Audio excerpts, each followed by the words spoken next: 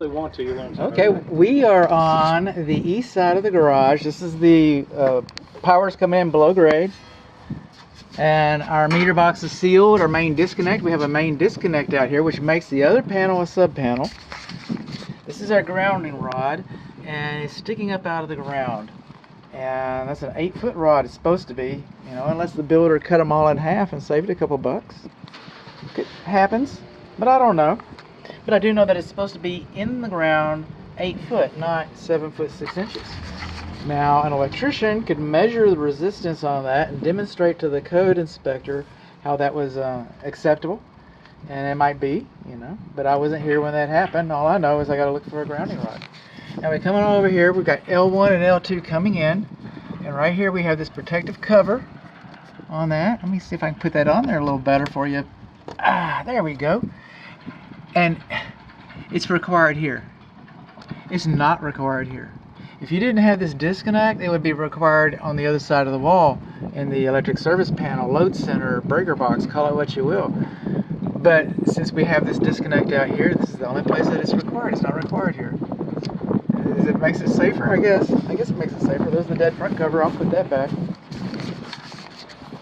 Moving along, now we're inside the garage east wall. This is the electric service panel.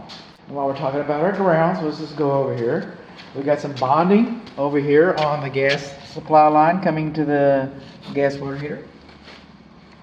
And then we got a Ufer. Okay, that's your second ground within 6 feet of that ground. Now, even though I can see that ground, and even though I can see that it says Ufer there, the bonding location is supposed to be labeled inside of the cabinet. Isn't that weird?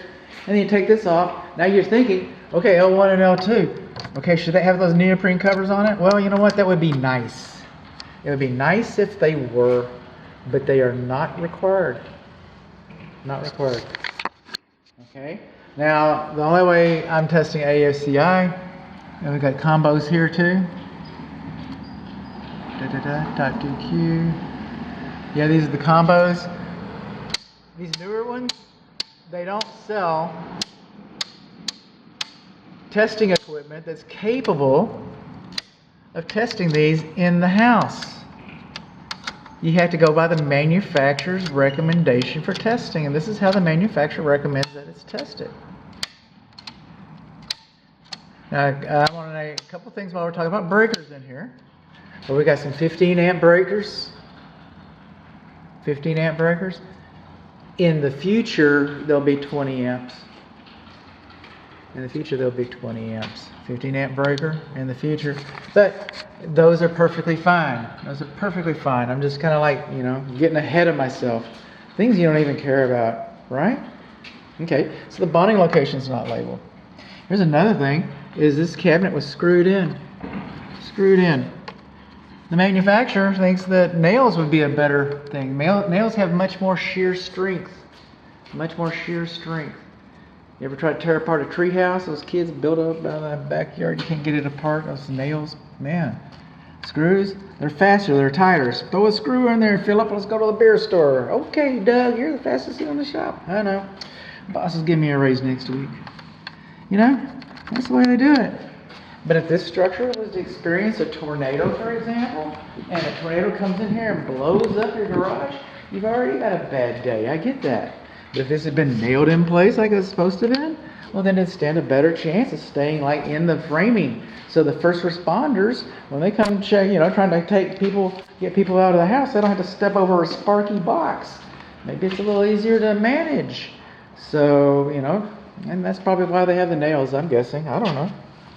Okay, this is our energy rating, which is very good. I appreciate that.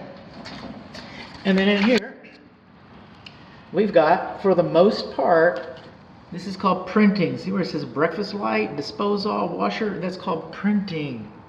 See where it says GFCI outside and oven? That's handwriting. So I didn't make this up. I didn't say, what can I do this morning to just really wreck everybody's party? I know what I'll do. I'll decide that all this stuff should be printed. No. The manufacturer, okay, Mr. Square D, he decided that. And the code decided that.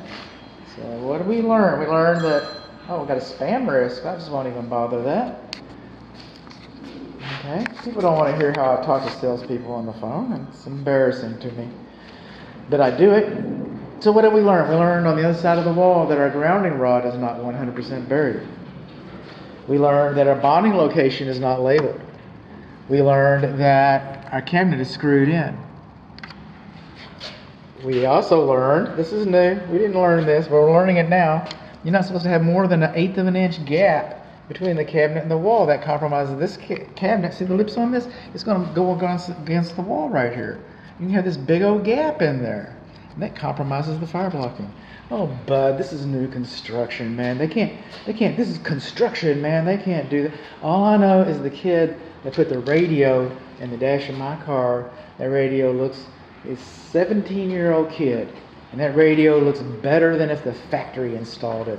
And I know that kid had a lot more on his mind than a 35-year-old electrician. I just do. I just know he had a lot more on his mind. Remember when you were 17? Okay, you weren't thinking about, okay, putting a stereo in my car, were you? So, we got a gap. So what we learned is bonding location is not labeled, grounding rod is not properly buried. We learned that we got a gap. We learned that the cabinet was screwed in. And we learned that some of our breakers were handwritten. That's not a lot when it gets on paper, you know. I know I talk a lot. That's what I do. But I'm looking. So you're helping me hunt, or I'm using you as a reason to hunt.